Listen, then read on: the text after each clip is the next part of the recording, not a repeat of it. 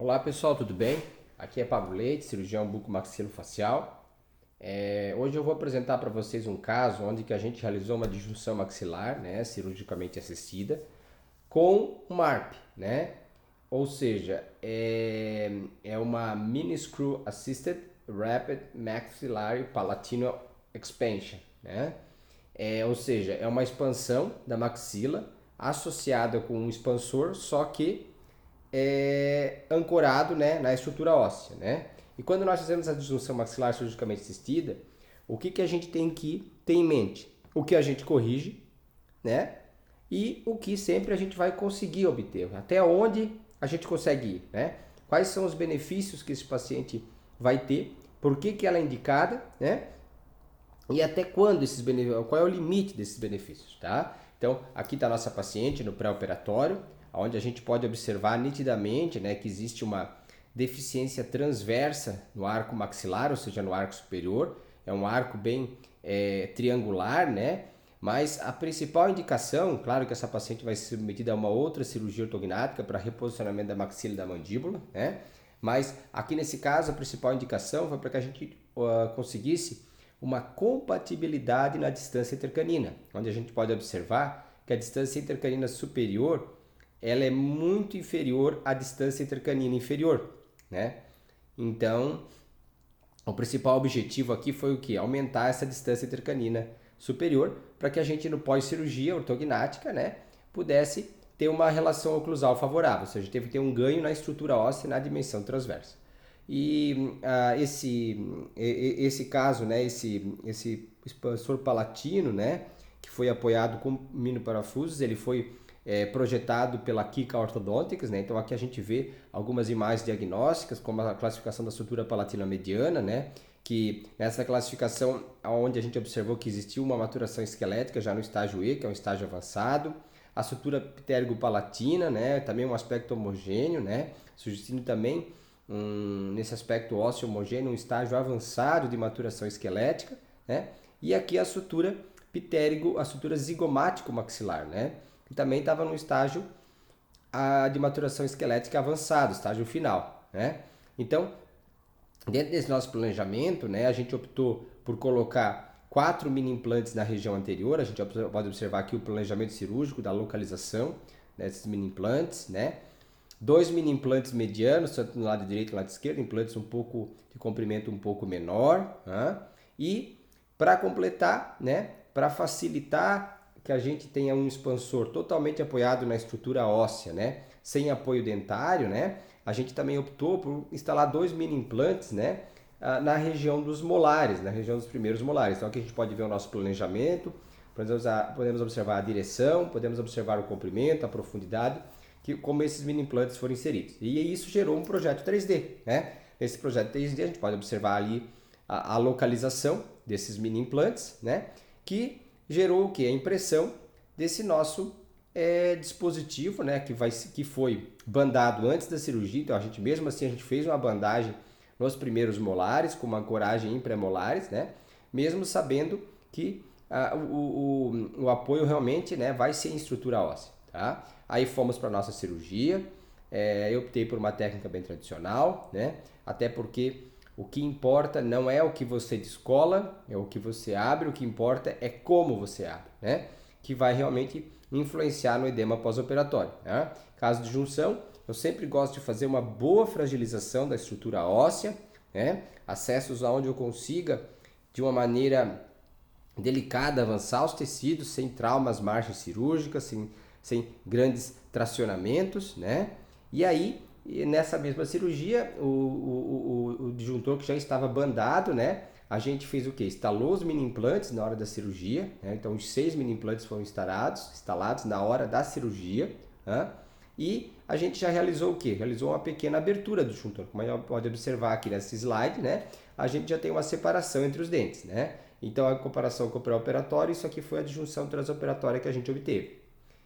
E aqui, após os 21 dias de ativação do disjuntor, né? A gente começou ativando uma volta de manhã e uma volta à tarde, por mais ou menos uns 10 a 12 dias, né? E depois a gente optou por uma volta por dia, completando o total de disjunção durante 21 dias, né? Então, a gente observa que existe um resultado de tecido mole gengival na região da papila interincisiva, né? Muito favorável, tecidos bem preservados, não houve perda da estrutura gengival, né? E aqui numa visão oclusal, né, a gente vê, olha como a gente obteve um resultado extremamente favorável em termos de abertura, né? Todos os mini implantes permaneceram bem ancorados, a gente não teve perda de nenhum mini implante do processo de junção, e a gente ganhou na região anterior basicamente 11 milímetros, né, de separação entre incisivos centrais superiores. Tá? Aqui a gente tem uma comparação, né, entre a visão oclusal pré-operatória e pós-operatória. A linha branca mostra o quanto a gente obteve, né? Mas o que é interessante observar aqui é que essa relação ali, ó, entre os molares e pré-molares, né, continua a mesma, ou seja, demonstrou-se que a gente não teve nenhum tip, né, nenhuma angulação dos molares maxilares, né, mostrando a efetividade desse apoio ósseo desse disjuntor.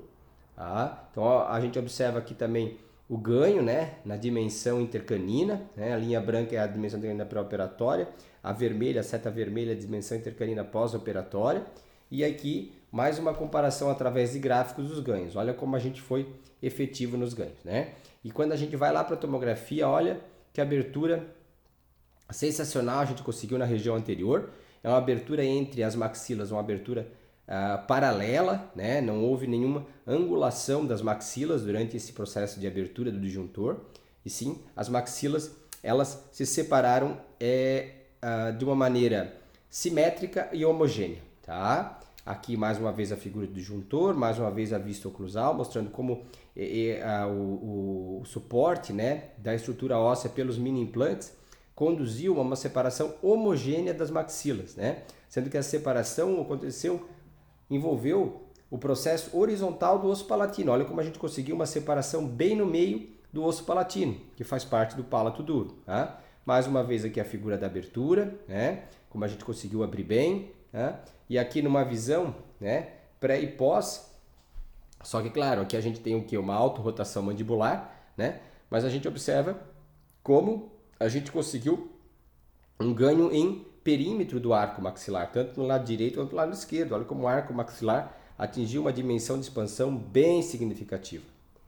E aí mais uma avaliação tomográfica, né? Uma separação paralela das hemimaxilas, uma separação mediana, inclusive dos processos transversos, né? Processos horizontais do osso palatino, né? Então essa separação aconteceu até no osso palatino, né?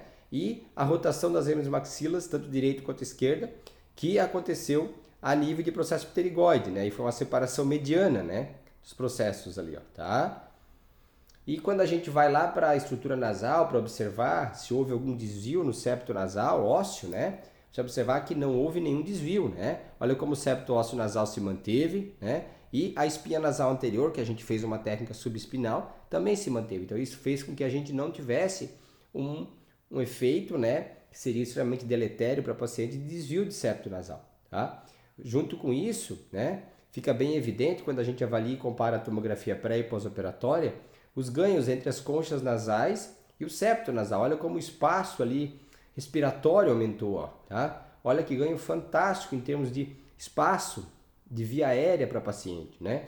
Bem evidente, porque a gente observa que essa área radiotransparente, né, entre essa área pouco opaca ali entre o septo nasal e as conchas nasais, é uma área que aumentou de dimensão, né? Outro detalhe também, novamente aqui, a manutenção da espinha nasal na anterior, na linha média, né? Separação dos processos horizontais do osso palatino, ela aconteceu até a posterior, então foi uma abertura simétrica, né? E como a maxila separou, né? Esse padrão de separação intermaxilar em V, né? Até porque as hemimaxilas, elas rodam, trabalham a nível de processo pterigoide, né? E outro detalhe também, o aspecto pós-operatório, em que a gente conseguiu preservar bem a tábua óssea sobre a superfície radicular medial, tanto do 11 quanto do 21, né? Então a gente teve uma preservação dessa tábua óssea, ou seja, a nossa cirurgia não lesionou essa tábua óssea, o que, se lesionada, com certeza resultaria num resultado estético muito deletério ao paciente, tá? Vamos acompanhar então agora através da tomografia, que ambos os mini implantes foram inseridos em estrutura óssea, como a gente pode observar aqui, os mini implantes do lado direito, os mini implantes anteriores do lado esquerdo, ambos com boa inserção em estrutura óssea. O implante mais próximo da raiz do lado direito, olha como houve uma inserção conforme planejado, sem dano à superfície radicular. O implante do lado esquerdo também, inserção alveolar, sem dano radicular, né? E essa comparação aqui ela é muito bonita, porque ela permite ver que numa visão frontal a gente tem um retângulo e numa visão oclusal a gente tem um triângulo. Olha como a nossa maxila separou, né? Outra avaliação na região coronal, né? Na ausência de interferência no pilar canino, ou seja, observou que a nossa cirurgia conseguiu resolver bem, mas a gente teve o quê? Um aumento na região anterior, mais ou menos de 1 milímetro, né? A nível de fossa nasal, tá? Mas na sutura palatina, olha como a abertura na região anterior chegou a 8,13 e na região posterior a 2,5. Vamos acompanhar isso aqui a nível de dentes. Por exemplo, na região de pré-molares, 6,88 milímetros de abertura. Tá? Olha o aumento na válvula nasal anterior, se a gente observar a linha vermelha ali, ó, reflete o quanto abriu. Né? E a abertura na região dos molares, 4,9 milímetros. Né? E a abertura em milímetros na região dos molares entre as furcas, né? Olha lá, entre furcas, olha como aumentou, 38,51, né? Para 44, a gente teve um aumento mais ou menos 6 milímetros. A nível de cúspides, a gente teve um aumento de 46, aproximadamente 10 milímetros de ganho na dimensão transversa, né? Outro detalhe muito importante, não houve TIP nos molares, os molares permaneceram na mesma angulação, não houve carga sobre a superfície radicular dos molares. Tá? Então aqui mais uma comparação entre o ganho clínico de 11 milímetros e quanto que ganhou no osso, nas dimensões. Né? E então aqui tem um escaneamento inicial e aqui um escaneamento final. Então, dentro de uma perspectiva, né, do tratamento da deformidade dento-facial de um paciente com uma discrepância transversa de maxila, a disjunção maxilar cirurgicamente assistida com o uso do MARP, né, que é Mini Screw Assisted Rapid Palatine Expansion, né, ou seja, o tool, device that foi usado para separar as maxilas, ela teve totalmente um apoio na estrutura óssea, o que a gente pode observar porque não houve nenhum efeito em angulação na superfície dos molares, dos dentes, né? E isso foi muito efetivo porque minimizou o dano de 2 molares que já havia uma perda óssea periodontal, fazendo com que a gente tivesse o quê? Um custo biológico muito pequeno para paciente ou inexistente, né? Com um grande resultado em termos de via aérea e restabelecimento da oclusão. Muito obrigado, fico à disposição para qualquer esclarecimento e aguardo vocês no nosso próximo vídeo aqui do YouTube.